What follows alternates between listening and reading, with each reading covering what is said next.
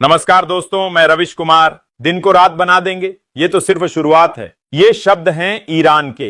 Iran ने न सिर्फ इजराइल को उसकी औकात याद दिलाई है, बल्कि अमेरिका को भी बता दिया है कि अब ईरान रुकने वाला नहीं है। वो डोनाल्ड ट्रंप की गीदड़ भभकी और बेंजामिन नेतन्याहू के अत्याचार का जवाब देगा। फिलहाल ईरान साफ कर चुका है वो किसी से नहीं डरता और ना ही अब वो जंग रोकने वाला है। दिन में रात बना देगा और यही जवाब डोनाल्ड ट्रंप और नेतन्याहू के होश उड़ा रहा है। क्या है इस खबर की पूरी सच्चाई, आइए जानते हैं थोड़ी गहराई से इस वीडियो के माध्यम से। इससे पहले आपसे एक गुजारिश है दोस्तों, वीडियो को पूरा देखें और गहराई से समझें, क्योंकि हम हर एक वीडियो आपके पास पहुंचाने के लिए दिन रात मेहनत करते हैं ताकि आप दुनिया के खबरों से प्रतिदिन रूबरू रहें। अगर आपने अभी तक इस वीडियो को लाइक नहीं किया है तो लाइक करें और चैनल को तुरंत सब्सक्राइब करें। और आप ये वीडियो दुनिया के किस कोने से देख रहे हैं कमेंट करके जरूर बताएं। तो चलिए अब आगे बढ़ते हैं। तो आइए जान लेते हैं आखिर ईरान की किस जंग ने अमेरिका और इजराइल दोनों को झकझोर कर रख दिया है। डोनाल्ड ट्रंप भले ही धमकियां देता रहे, लेकिन ईरान ने अपना काम कर दिखाया है। ईरान पहले ही कह चुका था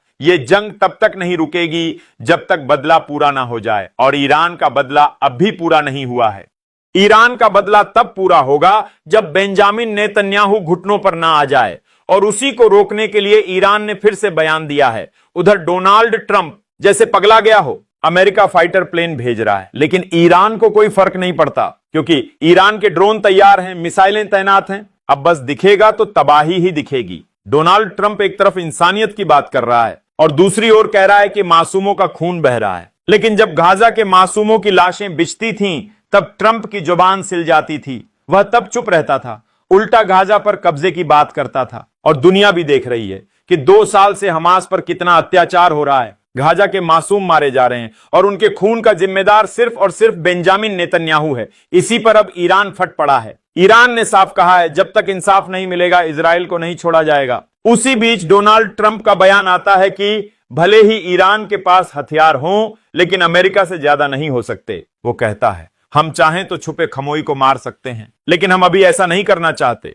इस पर ईरान ने जवाब दिया है यह जंग अन्याय के खिलाफ है और यह तब तक जारी रहेगी जब तक जुल्म मिटा नहीं दिया जाता। यानी साफ शब्दों में यहूदी राष्ट्र के प्रमुख नेतन्याहू को रोकने की बात हो रही है।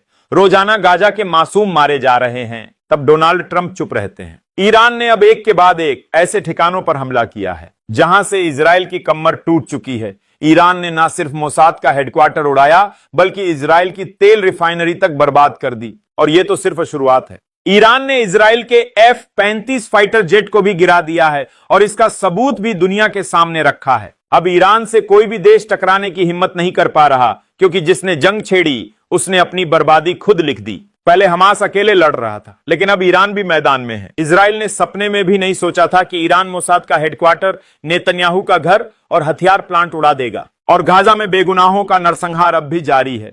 लेकिन अब वही इतिहास दोहराया जा रहा है जो कभी इजराइल दूसरों के साथ करता था। जब इजराइल ने ईरान पर हमला किया था, तब उसे यह अंदाजा नहीं था कि खमोई पलटकर वार करेगा। अब अमेरिका चाहे जितने फाइटर प्लेन भेज दे, ईरान को मालूम है उसे क्या करना है। ईरान तैयार है, अगर अमेरिका भी सामने आया तो वह भी नहीं बचेगा। खमोई का आदेश है, दिन में रात कर दो, हर दिशा से तबाही बरपाओ, क्योंकि हमारे मासूम भी तो मारे गए हैं। अब तक 600 से ज्यादा लोग मारे जा चुके हैं। उनकी मौत का बदला ईरान लेकर रहेगा।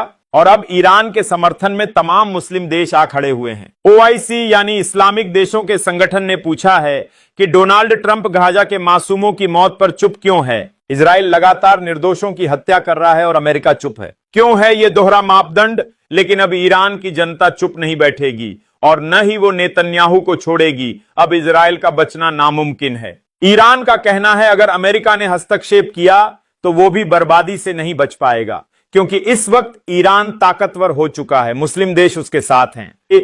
और कह रहे हैं अब इजराइल की मनमानी बर्दाश्त नहीं होगी। आज ईरान है, कल कोई और भी हो सकता है, इसलिए इजराइल को यहीं रोकना होगा, वरना ईरान किसी को नहीं छोड़ेगा। क्योंकि इजराइल ने जो गुनाह किए हैं उनका जवाब अब मिलेगा। बेंजामिन नेतन्याहू गिड़गिड़ा रहा है, अमेरिका से मदद मांग रहा है, लेकिन अब देर हो चुकी है।